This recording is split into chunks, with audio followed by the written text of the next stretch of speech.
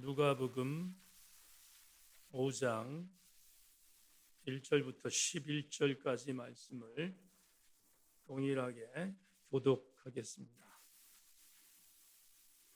제가 한 절 읽고 여러분들 한 절 읽고 마지막 절은 합심하여 합독하겠습니다. 제가 먼저 1절 읽습니다. 무리가 몰려와서 하나님 말씀을 들을 새 예수는 게네사렛 호숫가에 서서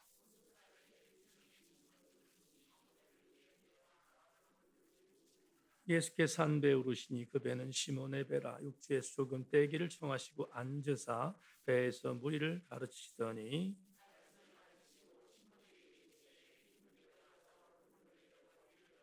시몬이 대답하여 이르되 선생님 우리들이 밤이 새도록 수고하였으되 잡은 것이 없지만은 말씀에 의지하여 내가 그물을 내리리라 하고 이에 다른 배에 있는 동무들에게 손짓하여 와서 도와달라 하니 그들이 와서 두 배의 채움에 잠기게 되었더라.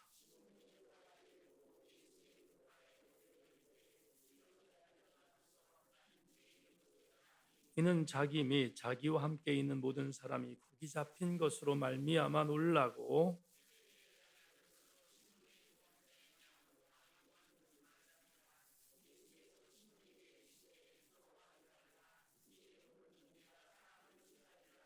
같이 합니다. 그들이 배들을 육지에 대고 모든 것을 버려두고 예수를 따르니라. 아멘. 아무것도 두려워 말라. 찬양 드리고 말씀을 나누겠습니다.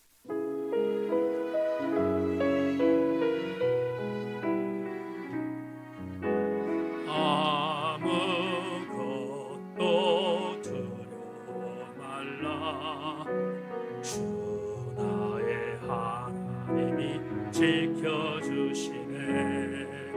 놀라지 마라. 겁내지 마라.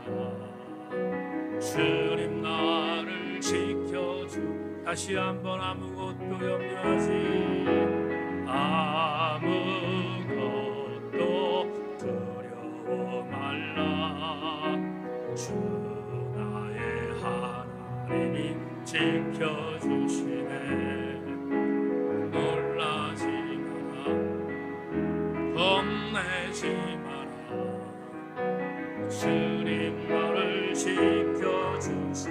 아멘 아멘. 내 맘이 힘에 겨워 내 맘이 힘에 겨워 지칠지라도 주님 나를 지켜주시네.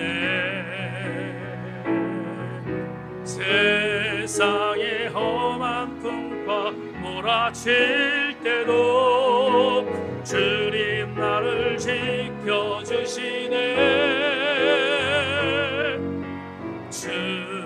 주님은 나의 산성, 주님은 나의 요새, 주님은 나의 소망, 나의 힘이 되시며. 다시 한번 아무것도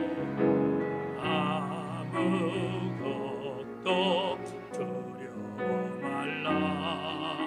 주 나의 하나님이 지켜. 아멘 아멘. 놀라지 마라. 겁내지 마라. 주님 나를 지켜. 내 맘에 힘에 겨워 내 맘이 힘에 겨워 지칠지라도 주님 나를 지켜주시네. 세상의 험한 풍파 몰아칠 때도 주님 나를 지켜주시. 아멘. 주님은 나의 산성, 주님은 나의 요새, 주님은 나의 소망, 나의 힘이 주님은 나의 산성, 주님은 나의 산성, 주님은 나의 요새, 주님은 나의 소망, 나의 힘이 돼. 주님 마지막 다시 한번 선포하며 고백합니다. 주님은 나의 산성, 주님은 나의 요새, 주님은 나의 소망, 나의 힘이 되신 여호와. 한 번 더 인사합니다. 말씀에 기대를 거십시다. 말씀에 기대를 거십시다.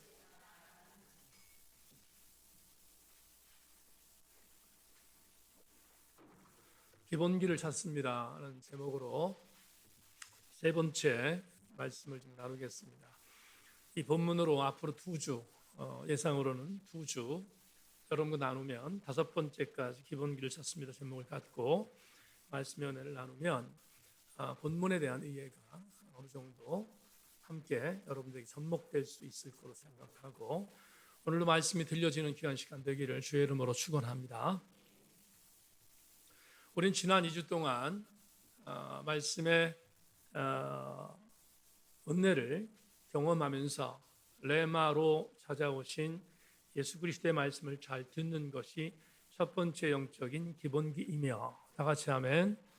두 번째는 지난주에 말씀드렸지만 우리는 그리스도인으로 성실한 삶을 살아야 한다라고 함께 은혜를 나누었습니다.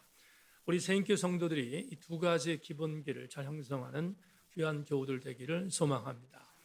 오늘은 세 번째로 여러분과 또 하나 나눠야 할 아주 중대한 기본기를 여러분과 함께 나누기를 원합니다. 자막 보겠습니다. 오늘 여러분과 나눌, 지난번에 잠깐 말씀을 드렸지만 오늘 여러분과 나눌 성도의 기본기는 정말로 빼놓을 수 없는 기본기 중에 하나인 순종하는 믿음이다 하는 것을 전제하며 이 레마를 여러분과 함께 나누고 접근해 보도록 하겠습니다. 3절로 갑시다. 오늘 본문 3절입니다. 다 같이 읽겠습니다. 시작. 예수께서 한 배에 오르시니 그 배는 시몬의 배라. 육지에서 조금 떼기를 청하시고 앉으사 배에서 무리를 가르치시더니. 자, 주목합시다. 예수님께서 지금 게네사렛 호숫가의 한 지역에서 고기를 잡던 어부들 가운데서 베드로의 배에 올라타셨습니다. 허락받고 탄 게 아니고 무작위로, 물론 예수께서 생각하셔서 베드로의 배에 오르셨지만 베드로의 배에 오르셔서 선상설교를 하기 전에 베드로에게 이렇게 명령합니다. 여러분, 제가 지금 명령이라는 단어를 썼습니다. 이렇게 명령합니다. 베드로야, 이 배를, 육지에 있는 이 배를 조금 호수 쪽으로 떼어놓아라. 이렇게 명령하십니다. 우리 성경에는 청하사라고 되어 있죠. 지금 좀 읽었지만 3절에 보면 예수께서 한 배에 오르시니 그 배는 시몬의 배라. 육지에 조금 떼기를 뭐했다? 청했다. 이렇게 되어 있습니다. 그런데 청했다는 헬라어 단어 에로타이라는 이 단어는 청하다는 단어, 부탁하다는 단어도 있지만 신약 성경에서 대단히 많이 쓰이는 단어의 의미가 있습니다. 그 단어의 의미는 누군가를 신문하다라는 의미를 갖고 있어요. 여러분, 죄인을 신문할 때 신문에 대한 부분들은 나름대로 강제성이 있잖아요. 강제성이 있는 의미가 있다. 에로타이라는 단어는 청하다라고 번역되어 있지만 신문하다라는 의미가 더 강한 의미가 있습니다. 왜냐하면 지금 다시 한번 정리합시다. 베드로의 배에 오르셔서 예수님께서 이 배를 육지에서 조금 호숫가 쪽으로 띄어라 이렇게 명령하신 것은, 명령이라는 단어는 강제성을 둔 명령이었다는 거예요. 이렇게 말한 겁니다. 베드로야, 배를 띄워 이렇게 말씀하신 겁니다. 배를 띄워라. 그래서 게네사렛 호숫가 쪽으로 더 밀고 나갈 수 있도록 조금 거리를 두라라고 명령하셨다라고 생각하면 오늘 본문 의미가 여러분 이해될 줄로 압니다.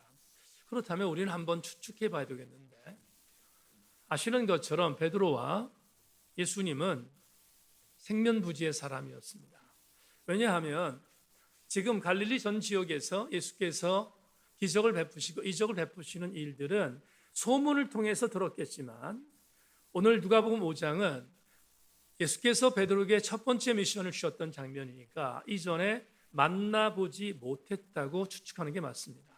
그렇다면 생면부지의 사람이 와서, 물론 다른 지역에서 예수라는 사람의 소문을 들었지만 그럼에도 불구하고 분명한 사실은 생면부지의 사람이 와서 자기의 배에 올라탔는데 허락을 받은 것이 아니었습니다.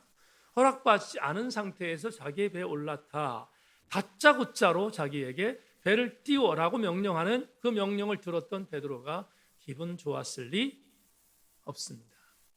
기분 좋았을 리 없잖아요.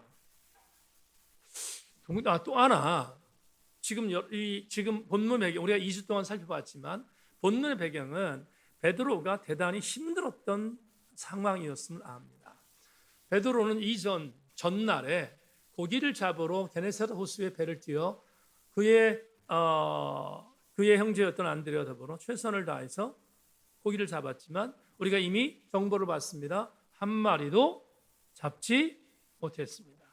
그런데 포기하지 않았던 베드로가 최선을 다해서, 성경에 있는 그대로 말씀을 드리면 밤이 새도록 고기를 잡으려고 했지만 잡지 못했습니다.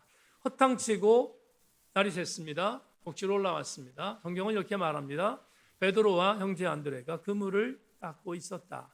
여러분 생각해 보세요. 그물 닦는 건 쉬운 일이 아닙니다. 더군다나 허탕치고 돌아왔던 베드로에게 있어서 그날은 정말 기분이 좋지 않았을 날이었다는 사실 우리가 충분히 짐작할 수 있습니다. 그런데 갑자기 생면부지 어떤 남자가 자기의 배에 올라타더니 베드로야, 이 배를 호수 쪽으로 떼어라 이렇게 말했다면 여기에 대해서 순종할 만한 사람이 과연 누가 있겠습니까? 기분 나빴습니다. 그리고 언짢았을 것입니다. 그런데 오늘 본문을 보십시다. 우린 충분히 가늠할 수 있습니다. 베드로가 했습니까? 안 했습니까? 했습니다. 왜 했는가? 이유가 뭐냐? 여러분, 분명히 예수께서 베드로의 배에 올라탔습니다. 그리고 이 배를 띄워라 이렇게 말했는데 띄었습니다. 그리고 우리가 일반적으로 아는 선상설교가 시작됐습니다. 선상설교가 시작됐는데 누가복음의 저자인 누가가 이렇게 말합니다. 예수께서 말씀을 다 마치셨다. 예수께서 말씀을 다 마치셨다면 이미 베드로는 말도 안 되는 어떤 사람의 명령에 대해서 순종한 것이 됩니다. 순종을 했고 설교가 끝났습니다. 끝난 뒤에 여러분을 4절로 가겠습니다. 4절 후반절에 이렇게 말합니다. 4절 후반절입니다. 후반절 시몬에게 이르시되 깊은 데로 가서 그물을 내려 고기를 잡으라. 분명히 이렇게 말합니다. 예수께서 선상설교를 다 마쳤습니다.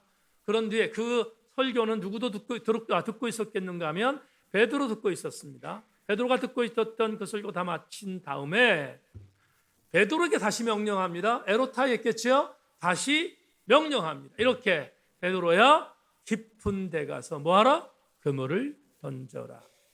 자, 여기서 우리는 어떤 주석에 대한 어떤 그런 도움을 좀 받아야 되겠는데, 베드로에게 예수께서 명령했던 깊은 데 가서 그물을 내리라고 하는 명령은 베드로 입장에서는 도무지 따를 수 없었던 비상식적인 명령이었어요. 세 가지 이유 때문입니다. 세 가지 때문인데, 첫째, 해가 중천했던 시간에 민물고기를 잡을 확률은 떨어지는 시간이었기 때문에 이 명령은 무식한 명령이었습니다. 두 번째, 수심이 깊은 곳은 고기가 많이 놀지 않는 곳이기 때문이다 라고 하는 두 번째 이유가 있습니다. 그리고 세 번째, 그럼 이건 정말 우리가 생각해 봐야 되는데, 명령하는 이의 하명이 어업에 대한 전문성을 전제하지 않고 있는 명령이기 때문입니다. 무슨 말입니까? 제가 지난주에 말씀드렸나요? 예수님의 직업은 그냥 목수 아닙니다. 무슨 전직 목수입니다. 맞습니까? 전직 목수입니다. 베드로의 직업은 뭐죠? 그냥 어부가 아니라 현직 어부입니다. 자, 보세요. 전직 목수가 현직 어부에게 이 세 가지의 상황에 따른 내용으로 고기를 잡으라고 명령을 내렸어요. 에로타이였습니다. 그걸 받드는 게 정상입니까? 정상 아닙니다. 비상식적인 명령에 대하여 받들지 않는 것은 상식적인 사람의 행동입니다. 반응입니다. 그러니까 베드로는 순종하지 않아도 충분히 상황에 대하여 이해가 될 만합니다. 또 한 가지, 자, 오늘 설교의 중요한 포인트인데요. 조금 다른 스펙트럼으로 말씀을 드리겠습니다. 여러분 5절을 보겠습니다. 5절로 가겠습니다. 접근하십시오. 5절 다 같이 읽겠습니다. 시작. 시몬이 대답하여 이르되 선생님, 우리들이 밤이 새도록 수고하였을 때 잡은 것이 없지만은 말씀에 의지하여 내가 그물을 내리리다 하고. 자, 보세요.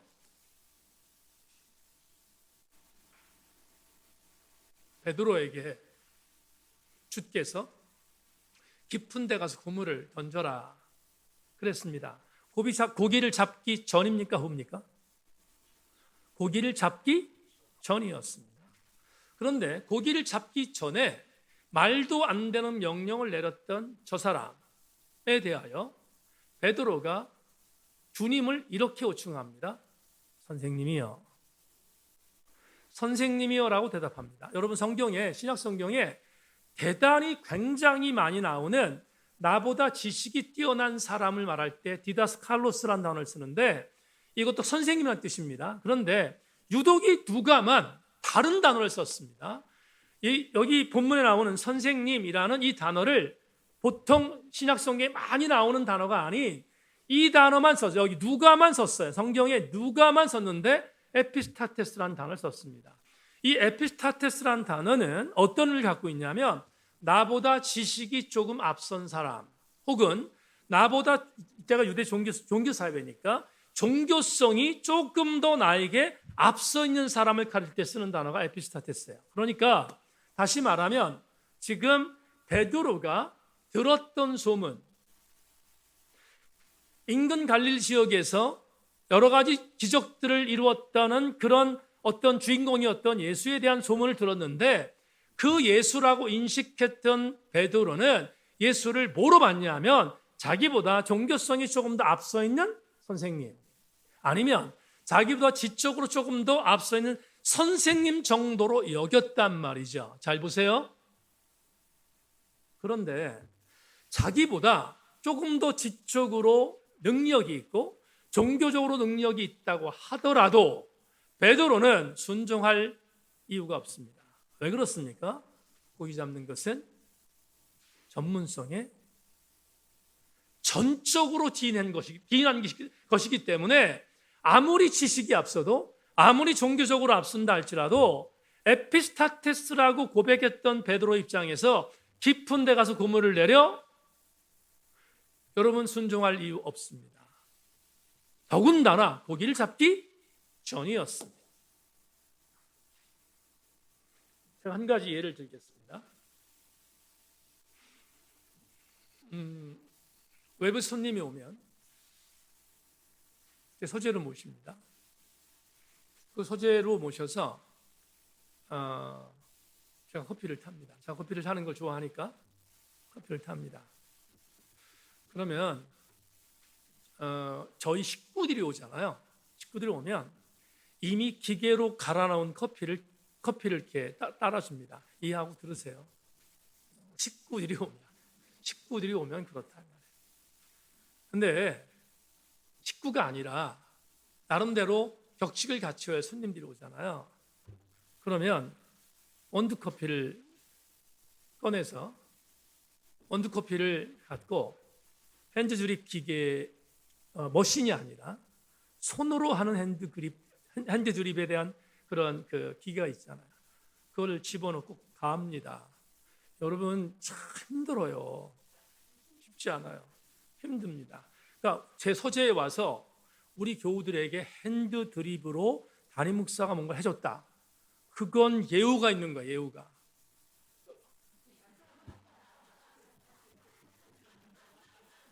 아이고, 괜히 얘기했네. 앞으로 계속해서 해줘야 될 것 같아요. 그렇습니다. 그래서 외부에서 격식을 갖고 오신 손님들에게 그렇게 합니다. 그러면 핸드 드립으로 손으로 직접 갈아서 콩을 갈아서 그래서 드립지에다 집어넣고 그리고 물을 따릅니다. 물을 따라서 최선을 다해서 비율을 맞춰서 물을 따릅니다. 또 한 가지 이것도 외부에서 오신 손님에게는 그렇게 해요. 우리 식구들한테 안 해. 무슨 얘기냐면 제가 커피를 제습할 때 커피 잔으로 하지 않고 머그잔으로 하는데 머그잔을 전자레인지에 집어넣습니다. 집어넣고 전자레인지에다가 머그잔을 데핍니다. 데피고 따뜻해진 머그잔에다가 드립이 다 되면 그러면 커피를 따라서 그래서 그 커피가 식지 않도록 해주는 것이 저에게는 최선입니다. 아셨죠? 그러니까 앞으로 제 서재에 와서 우리 담임 목사가 어떻게 해주나 보시면 됩니다. 보시면 돼요. 그런데 제가 갖고 있는 핸드 드립에 대한 수준은 거기가 정상이에요. 정상입니다. 이 말씀을 왜 드리냐면 청주에서 목회하는 친구 목사가 있습니다. 동기 목사인데 그 동기 목사의 교회를 가잖아요. 저는 합주기가 됩니다. 전혀 얘기하지 않습니다. 왜냐하면 우리 시체의 말로 번데기 앞에서 주름 잡으면 안 되기 때문입니다. 그 친구는 바리스타거든요. 그러니까 또 한 가지 놀라운 사실은 제가 타는 커피하고 그 친구가 타는 커피하고 맛이 달라요. 어떻게 타지? 생각해 봤습니다. 왜 다르지? 제일 첫 번째, 제가 갖고 있는 핸드드립 기계와 그 친구가 갖고 있는 핸드드립 기계가 달라요. 제가 알기로는 그 친구가 갖고 있는 핸드드립 기계 한 100만 원쯤 됩니다. 저는 한 10만 원짜리 쓰고 있거든요. 그렇습니다. 그리고 또 한 가지, 그 친구는 물을 내리는데 물을 내릴 때 물의 온도를 측정합니다. 온도 측정해서 물을 내릴 때도 말이에요. 드립으로 내릴 때도 내리는 물의 양이 아주 일정합니다. 저는 그렇지 않거든요. 일정하지 않아요. 그런데 그렇게 내립니다. 그래서 몇 가지, 한 서너 가지 정도에 대한 부분이 저하고는 전혀 다릅니다. 중요한 건 뭐냐면 그렇게 해서 커피를 내오면 저는 아무 말을 못합니다. 번데기에서 주름 잡으면 안 되니까 정말 아무 말도 못합니다. 여러분 이게 지금 무슨 말씀을 드리려고 이 말씀을 꺼냈는가 하면 아무리 나보다 지식이 많고 아무리 나보다 종교적으로 앞서 있는 뭔가를 갖고 있는 사람이라 할지라도 저 사람이 나에 대한 전문성을 갖고 있지 않아, 내가 갖고 있는 전문성을 갖고 있지 않아, 그럴 때 전문성을 갖고 있지 않은 저 사람이 어떠한 말도 안 되는 것을 명령할 때 단순히 종교적으로 앞서고 지식적으로 앞선다고 해서 그 사람 말에 대해 순종하는 것은 거의 불가능하다 이 말입니다. 제 친구 목사가 제가 타는 커피의 순간은 다르기 때문에 그 친구 목사가 타는 커피에 대한 부분을 가고 1도 말하지 않습니다. 왜냐하면 그건 말하는 건 그건 정말 번데기에 주름 잡는 거잖아요. 그러니까 말을 안 합니다. 여러분 이런 생각이 듭니다. 예수께서 깊은 데 가서 그물을 던져라라고 베드로에게 명령했습니다. 사실은 반대여야 합니다. 여러분 그 명령을 내릴 사람은 예수님이 아니라 베드로여야 합니다. 베드로가 지식이 있으니까 어떤 지식? 여러분 고기를 잡는 전문 지식이 있으니까 당연히 그렇게 하는 것이 마땅합니다. 그런데 이제 오늘 설교의 마지막 부분에 도착했습니다. 그런데 말입니다. 이렇게 비상식적인 명령입니다. 도저히 이성적으로 해석될 수 없는 명령입니다. 그리고 정말 전문적인 지식이 전제되지 않은 명령을 내렸습니다. 그럼 베드로는 노 해야 됩니다. 하지 말아야 합니다. 그런데 오늘 본문 가장 유명한, 오늘 우리가 읽었던 3주 동안 봤던 이 본문의 가장 유명한 5절부터 6절까지 말씀에서 놀라운 반응이 나옵니다. 5절 6절 같이 한번 읽겠습니다. 마지막으로 시작. 시몬이 대답하여 이르되 선생님, 우리들이 밤이 새도록 수고하였으되 잡은 것이 없지만은 말씀에 의지하여 내가 그물을 내리다 하고 그렇게 하니 고기를 잡은 것이 심히 많아 그물이 찢어지느니라. 다 같이 아멘. 여러분, 이 구절은 우리가 모르지 않습니다. 담임 목사가 정말 이 구절 가지고 많이 설교했으니까 여러분 모르지 않아요. 이렇게 됐습니다. 그러면 한 가지 집중력을 가져야 되겠습니다. 도대체 베드로는 말도 안 되는 예수 그리스도의 명령에 대하여 어떻게 순종할 수 있었지? 도대체 무엇 때문에 순종할 수 있었지? 그 내용이 오늘 본문에 있습니다. 중요한 구절입니다. 그 이유는 이것입니다. 전문성이 없어. 고기 잡는 전문성이 없어. 그럼에도 불구하고 밤이 새도록 수고하여 피곤의 절정에 이른 베드로가 저 사람 예수가 말한 그 말에 대하여 그대로 따라서 할 수 있었던 순종의 가장 중요한 이유는 말씀 때문이었습니다. 성경은 말합니다. 말씀에 의지하여. 이 말씀은 여러분 그냥 말씀이 아닙니다. 이 말씀은 레마예요, 레마.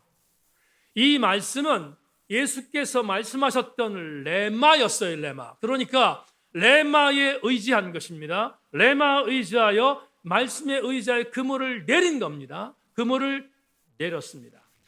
그랬더니 어떻게 엄청난 반응이 나타났는가, 결과가 나타났는가? 아시는 것처럼 그물이 찢어질 정도로 고기를 잡았다고 했습니다. 그러자 그물이 찢어질 정도로 고기를 잡았다고 했습니다. 그러자 베드로가 올라와서 주님에게 갑니다. 주님이 가서 이렇게 말합니다. 그분의 무릎 아래 엎드렸다. 그런 뒤에 조금 전에 말했던 단어인 에피스타테스는 온데간데 없어지고 다른 단어로 예수님을 부릅니다. 그 단어가 바로 주입니다. 주라는 단어는 여러분 가벼운 단어가 아닙니다. 자, 마가복음 1장 1절 볼까요? 마가복음 1장 1절을 보면 이런 말씀이 시작됩니다. 마가복음 기자가 쓴 1장 1절 이렇게 씁니다. 어떻게? 하나님의 아들 예수 그리스도의 복음의 시작이라. 자, 주목하세요. 마가복음은 사복음서 가운데서 로마 사람들 위하여 쓴 복음서입니다. 마가복음은 로마 사람을 위해서 쓴 복음서입니다. 이 말은 무슨 말인가 하면 로마 사람은 어떤 사람들입니까? 지금 이스라엘을 지배하는 나라입니다. 지배하는 나라의 사람들에게 예수 그리스도가 누구인가를 알기 위해서 의도적으로 쓴 복음서가 있는데 그게 마가복음입니다. 근데 마가복음의 1장 1절은 무시무시합니다. 마가 기자가 죽기를 각오했습니다. 죽기를 각오하고 마가복음의 1장 1절을 이렇게 말합니다. 하나님의 아들 예수 그리스도의 복음의 시작이다. 여기서 주목할 단어가 나옵니다. 크리스토스, 그리스도입니다. 하나님의 아들 누구? 예수가 뭐라는 거죠? 그리스도라는 거예요. 마가복음에 나왔다는 사실은 대단히 중요합니다. 왜? 마가복음에 수신자가 누구라고요? 로마 사람입니다. 로마 사람들에게 법이 있습니다. 크리스투스라는 말은 기름 부음을 받은 왕이라는 뜻이에요. 여러분 히브리어 메시아라는 뜻이 있는 마시아우라는 뜻이 있는데 마시아우 메시아라는 뜻을 헬라어로 번역한 게 그리스도입니다. 그리스도라는 말은 기름 부음을 받은 왕이라는 뜻이에요. 그러면 로마 사람들에게 있어서 기름 부음을 받은 유일한 왕은 누구예요? 로마의 황제입니다. 그러니까 로마의 황제 이외에 다른 사람에게 크리스투스라는 단어를 붙이면 붙인 사람도 죽고 그리고 붙여진 사람도 죽습니다. 근데 마가복음의 기자가 너무 담대하지 않아요? 1장 1절에 뭐라고 썼다고 했습니까? 하나님의 아들 예수 그리스도의 복음의 시작이다. 그러니까 이렇게 번역합니다. 로마의 황제 그리스도 아니야. 니들이 믿고 있는 황제, 로마의 황제 절대로 구주가 아니야. 절대로 너희의 구주는 로마 형제가 아니라 우리 주 예수가 그리스도다 라고 선포한 거예요. 그러니까 죽기를 각오한 겁니다. 정말로 죽기를 각오한 메시지를 전달하고 있습니다. 왜 말씀을 드리죠? 베드로가 바뀌었습니다. 어떻게 바뀌었습니까? 베드로도 식민지 계층의 한 사람인 것이 여러분 우리는 변하지 않는 것입니다. 그러면 베드로 역시 주라는 단어를 로마의 황제 말고 다른 이게 붙이면 죽을 수 있습니다. 그런데 고기를 잡아서 그물이 찢어질 정도의 경험을 한 놀라운 은혜를 경험했던 베드로는 죽기를 각오하고 다시 올라와서 예수 앞에 무릎을 꿇었습니다. 꿇고 이렇게 고백합니다. 주여 나를 떠나시옵소서. 에피스타테스가 큐리오스 주로 바뀌었습니다. 여러분 주님의 신분이 바뀐 겁니다. 이건 신앙의 고백이 바뀐 거라고 볼 수 있는 것인데 지금 베드로에게 엄청난 영적인 변화가 이루어지고 있음을 압니다. 우리는 알죠? 마태복음 16장 16절에서 주님이라고 고백했던 첫 번째 미션을 받기 전에 주님이라고 고백했던 그는 가이사랴 빌립보에서 수많은 사람들이 예수를 세례 요한이다, 엘리야다, 선지자 중에 한 명이라고 말했을 때 그는 이렇게 고백하잖아요. 주는 그리스도시요 살아계신 하나님의 아들이십니다. 우리 교우들에게 이렇게 권고하고 싶습니다. 베드로가 어떻게 이렇게 엄청난 변화를 얻을 수 있었을까? 고기를 잡은 것 때문일까? 고기를 잡은 것 때문일까? 여러분 그럴 수 있습니다. 그러나 저는 다른 스펙트로 말합니다. 베드로가 예수 그리스도의 신분을 변화시킬 수 있었던 신앙 고백의 주인공이 될 수 있었던 것은 그는 말씀에 의지했기 때문입니다. 말씀에 의지했다는 말은 다른 말로 표현하면 그에게 말씀이 로고스가 아니라 레마로 바뀌었다는 사실을 우리에게 증언하고 있는 텍스트 중에 하나인 것입니다. 그렇다면 우리 오늘 대단히 중요한 교훈을 얻게 됩니다. 여러분, 예수가 그리스도라는 것을 믿는 백성들, 그분이 전했던 말씀이 로고스에서 레마로 바뀌었다는 것을 믿는 백성이라면 당연히 우리의 결과물이 있어야 합니다. 그 결과물은 바로 순종입니다. 신앙의 기본기는 말씀에 의지하는 백성들이 고백하며 행동하는 순종임을 오늘 본문을 통해서 우리가 알게 됩니다. 그러면 우리는 오늘 두 번째 레마로 한번 접근해 보겠습니다. 여러분, 하나님의 아들 예수가 그리스도임을 믿고 그분이 전했던 말씀이 레마인 것을 믿는 자는 순종해야 합니다. 이걸 역으로 말하겠습니다. 여러분 영적인 교훈을 위해서 조금 역발상의 생각을 갖고 역으로 말합니다. 두 번째 레마는 이것입니다. 하물며 주군이 하명하신 말씀에 순종하지 않는 자가 어찌 예수 그리스도인일 수 있겠습니까? 여러분 에피스타테스라고 하는 일반적인 선생님이 말했던 말씀에도 순종했던 베드로인데 큐리오스, 주님으로 인정하는 백성이 주님의 말씀에 대하여 순종하지 않는다면 어찌 우리가 그리스도인일 수 있겠습니까? 그러므로 오늘 다시 한번 강조합니다. 교우 여러분, 그리스도인들에게 요구하는 최고의 신앙의 기본기는 말씀에 순종하는 것입니다. 말씀에 순종하는 것은 우리가 취사 선택의 문제가 아닙니다. 말씀에 순종하는 것은 성도의 의무입니다. 순종은 성도들로 하여금 기적을 창출하게 만드는 통로이기 때문입니다. 여러분, 지난 주간 새벽 예배 때 우리가 열왕기상 17장을 봤습니다. 열왕기 17장에서 보았던 말씀 기억나십니까? 엘리야가 사르밧 지역에 갔을 때 사르밧 과부에게 아들에게 주려고 했던 떡과 물을 좀 달라고 말합니다. 사르밧 과부 뭐라고 말합니까? 이것밖에 없습니다. 이거 먹고 죽을 겁니다. 그래서 엘리야가 뭐라고 말합니까? 아른다. 나도 아는데 그걸 나에게 좀 가져오면 안 되겠니? 가져와봐라 이렇게 말합니다. 그러면 책임질 거야. 그러자 책임진다는 말을 들었던 사르밧 과부가 그 아들하고 먹고 죽으려고 했던 떡과 물을 엘리야에게 가져다 주었습니다. 그러자 엘리야가 먹었더니 하나님께서 약속하신 대로 사르밧 과부의 물과 떡이 떨어지지 않았음을 성경이 우리에게 증언합니다. 그 구절 중에 저에게 가장 크게 와닿았던 구절이 하나 있습니다. 열왕기상 19장 15절 16절에 이렇게 말합니다. 그가 엘리야의 말대로 하였더니 그와 엘리야와 그의 식구가 여러 날 먹었으나 여호와께서 엘리야를 통하신 말씀같이 통에 가루가 떨어지지 아니하고 병에 기름이 없어지지 아니하노라. 여기에 나와 있는 단어 중에 이 구절 명심하십시오. 엘리야의 말대로 하였더니, 엘리야의 말대로 하였더니 순종한 것입니다. 순종하자 여러분 기적을 맛봤던 사르밧 과부를 보고하고 있지 않습니까? 한 가지 더,